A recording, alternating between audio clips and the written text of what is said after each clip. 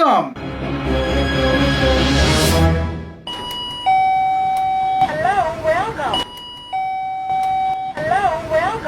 In this video, I'll tell you about the Philippines peso exchange rate hitting lowest levels in history, foreign scammers arrested in the Philippines, you can get cash back from BPI banks at retail stores in the Philippines, Filipino domestic helper goes on rampage in Malaysia, plus much more, beginning with our main story. The Philippines peso fell to a new historic low at 59.17 pesos against the US dollar today, November 12th, surpassing the previous closing record of 59.13 set on October 28th. Whoa! Now, just to clarify, just because you get more pesos per the dollar doesn't mean you get more value for your money, right? For example, 10 years ago, $1 was, let's say, 30 pesos, but you were able to buy 2 cans of cola with it. Today, $1 is double that in pesos, 60 pesos, but you could only buy 1 can of cola. So even though the exchange rate number is going higher, the value might not be as much as it appears. I know I should not have to explain this, but you'll be surprised how many people don't kind of understand what's going on with that. Speaking of money and the Philippines, the Bank of the Philippines Islands, BPI, has partnered with Robinson's Retail Holdings to enable millions of clients to securely obtain up to 10,000 pesos in free cash withdrawals directly at retail checkouts using only their mobile app. BPI said its clients can now obtain cash securely without an ATM card by generating a barcode via the BPI mobile app and presenting it at the counter of participating RRHI stores. Withdrawals are limited to up to 5 transactions per day, depending on the retail brand, and all transactions remain free of charge.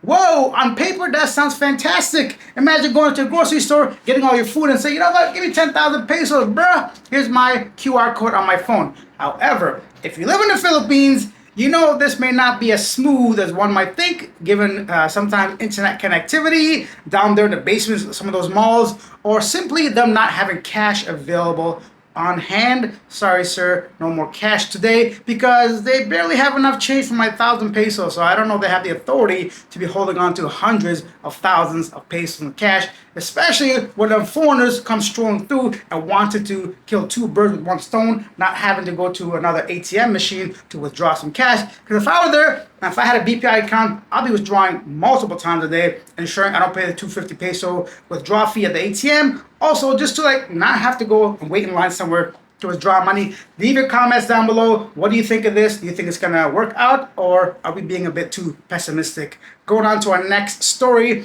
This one in Malaysia regarding a Filipina. A domestic helper in Malaysia has been detained after an altercation with her employer that left 2 family members injured. The incident took place at a home in Kuantan on November 11th. Police said the 44-year-old worker had been facing work-related stress before the situation escalated. Both the family members and the helper received medical attention, and authorities are investigating the case under whatever. Look at here, man.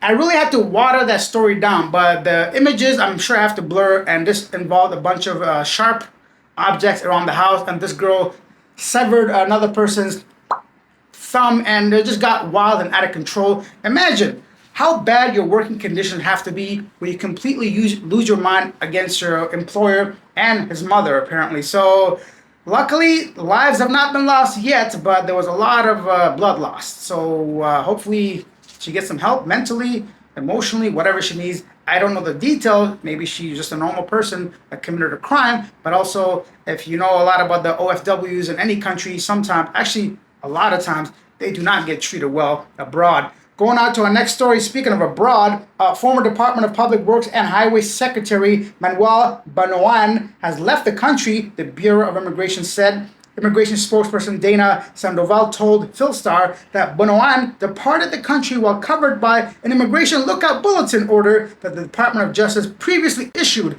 All right, how do you leave, bro? If he's got an order against him not leaving the country and he's under investigation of all the flood projects and anomalies, how do you leave the country, huh? How do you do that, huh? Tell me. I want to know. If I was a Filipino, I'll be asking those questions.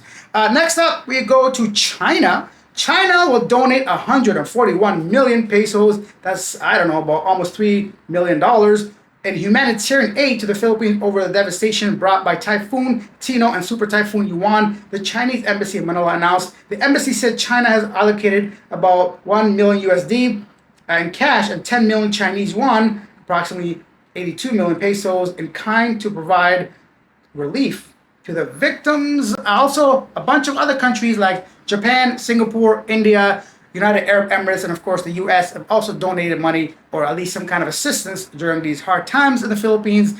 They're recovering still from all this, and it's going to take a while, I'm sure. Actually, the president issued a 1-year state of calamity to the country so they can go ahead and relocate and allocate different funds to different regions.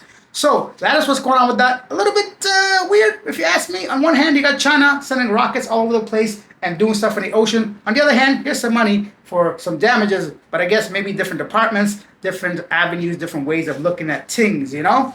Next up, very quickly, the Bureau of Immigration nabs 2 Korean fugitives behind multi-million online gambling syndicates. I'm not getting into all that again. A lot of scamming going on, a lot of scammers. And then a man who swindled, more scam. Check this out. A man, let me start that again. A man who swindled a businessman with fake casino chips worth 20 million pesos was arrested in a joint operation conducted by members of the Pasay City Police, Batangas Police Intelligence Unit, and whatever unit.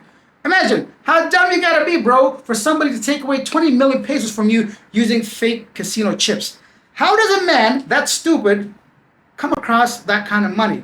You know, this whole scamming thing has got me rethinking my YouTube career, because I ain't making shit with this, but if I was to scam people... Anyways, going on to our next story.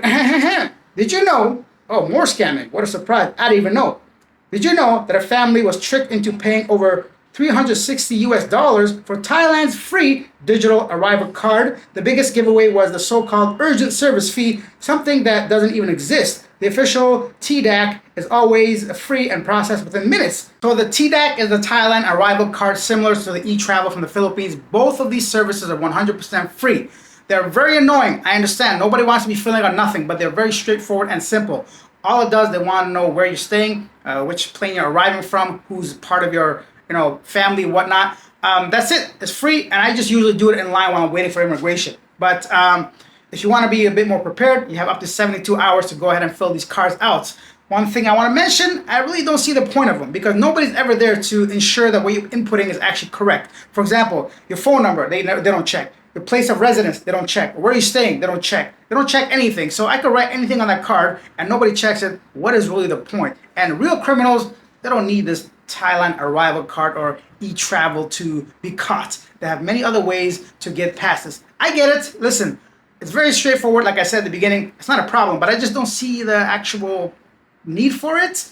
I guess if something bad does happen to you, for those people that want to input the information correctly, they can contact the loved ones, maybe perhaps, or the embassy, or something like that. I genuinely don't understand the actual tangible purpose of it. Next up, police in Pattaya, Thailand have dismantled an illegal operation that sold toys and poppers through online ads and QR codes. Those are adult types of toys. A British man and a Thai woman were taken into custody after investigators tracked a digital sales network distributing the banned products to both tourists and locals. Authorities discovered large quantities of prohibited items at a rented house allegedly used as the pair's base of operations. The suspects are accused of promoting their product by placing stickers and QR codes around entertainment areas, which eventually drew the attention of law enforcement. Officials said the arrests are part of a Thailand continued crackdown on foreigners committing work illegally. I'm actually surprised I'm gonna beat this because I was kind of racing against the sun if I could finish this video. However, what am I saying? Thailand and criminals, what is up? QR codes? Are we getting that comfortable being criminals where we stick QR codes on walls and such and say, hey, scan this to buy illegal substances? Some people getting a bit too comfortable. As someone else that was getting a little too comfortable, police in Phuket, Thailand are investigating a peculiar motorcycle theft that took place yesterday in Samkrong area. A foreign man allegedly distracted the owner by playing with the nearby dog before suddenly hopping onto the parked motorbike and speeding away, leaving the shocked owner just a few meters away. Authorities are now examining CCTV footage and calling the public assistance to help track the suspect's movement. The incident comes shortly after a similar case in Pattaya in August, where another foreign man was caught by taxi drivers after stealing a motorcycle near Walking Street. You can rent those very cheap, bro. very, very affordable to rent a motorbike in Thailand. This guy, man, playing with that dog, fool of a man. You got the heart to play with dog, but you got the courage to steal a motorbike. I don't know, bro. Something wrong with you. Probably some kind of substances. And then, lastly, for a feel-good moment of the day, let's go back to the Philippines at age 55 for 147 days and over 1,000 kilometers. Mountaineer Lito de Viterbo crossed the Philippines entirely on foot. Wow! He carried with him the advocacy of responsible outdoor recreation and got himself a Guinness World Record title. Fantastic, absolutely wonderful. I wish my knees were back to normal where I could walk more than 2 hours without getting sore and swollen and whatnot. So you tell me this, they could put me on TV, they could put me on live chat, they could put a man on the moon, but they cannot fix my kneecaps? Yeah, I know it's not the same shit, but it's annoying, bro. Fix these things so I can get back to playing sports. Although I'm 40 almost. Now it's time for a segment, Yesterday Today, where I read some of the most popular comments regarding a previous video. Naturally Relaxing Video says he should be given a lot more praise because I'm sure he did some creative shit to help rescue those people. Salute this boy, says Margie. And Free Speech Johnny says, Captain goes down with the ship. The mayor mocked those who could not find safety. That is in response to a bunch of people, even like today's video, I mentioned somebody that got on a plane and left the responsibility when it came to the typhoons when they were mayors or other officials. That's it for today. Leave your thoughts down below. Let me know what do you think of any of the stories I covered today. If you enjoyed this video, are new to the channel, consider tickling that subscribe button. Maybe hit that like button. Thank you for watching. I'll see you tomorrow. Like,